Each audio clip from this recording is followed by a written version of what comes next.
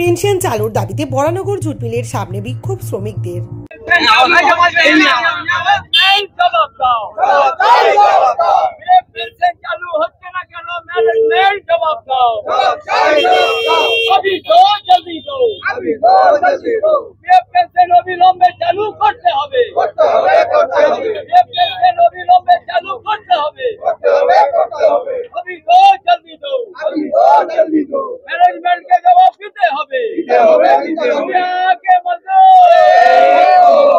Pension চালুর দাবিতে বুধবার সকালে বরানগর জুট মিল গেটের সামনে বিক্ষোভ দেখালেন শ্রমিকরা। অভিযোগ, অবসর নেওয়ার পরও ৩-৪ বছর অতিক্রান্ত হয়ে গেছে, তবুও পেনশন চালু হয়নি। পেনশন চালু না হওয়ার কষ্টে দিন কাটাচ্ছেন অবসরপ্রাপ্ত শ্রমিকের পরিবার।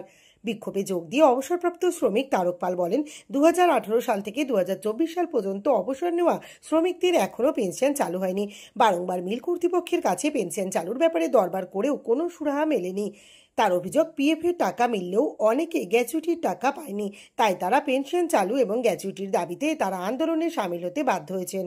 শ্রমিক যারা আছেন 18 থেকে নিয়ে 24 পর্যন্ত, 23, 24, 25 পর্যন্ত রিটায়ারমেন্ট যারা আছে তেনাদের এখনো পর্যন্ত পেনশন চালু হয়নি। এবং পেনশন চালুর জন্য যখনই বলা হচ্ছে তখন বলছে এই মাস না পরের মাস, পরের মাস না তার পরের মাস। এবারে আবার নতুন করে শোনা গেল যে এখানে বসে আছে ম্যানেজমেন্টের যে স্টাফ বসে আছে, ওনারা বলছে যে ডিসেম্বর মাসে 23-এর পেনশনটা লেখা হবে।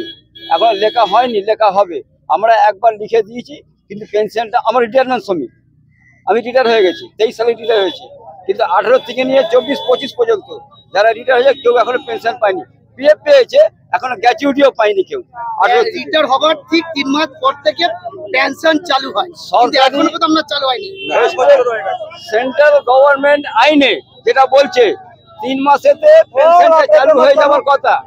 রিটায়ার যা কিছু পয়সা মানে একবার পেমেন্ট হয়ে যাওয়া দরকার, পিএফ, ইএসআই, গ্র্যাচুইটি, সব চালু হয়ে যাওয়ার কথা 3 মাসের মধ্যে। কিন্তু 3 মাস কেন, এখানে 30 বছর হয়ে গেল লোকে পাচ্ছে না পয়সা। हम लोग कोई लीडर नहीं है, हम लोग साधारण वर्कर है। आज हम लोग अपना दुख प्रकट करने आए हैं यहाँ पे। न किसी पार्टी से हम लोग का कोई दुश्मनी है, न कोई यूनियन से कोई मतलब है, न दुश्मनी है। हम लोग का लड़ाई जो है वो मिल मालिक से है। आज बिना कारण 6 साल से हमको कुछ वर्कर को यहाँ पे बैठा के गेट बाहर रखा गया है। हम लोग एक ही डिमांड है, ये कम से कम आप क्या कारण है, कारण हम लोग को दीजिए, क्यों हम लोग को बाहर रखें।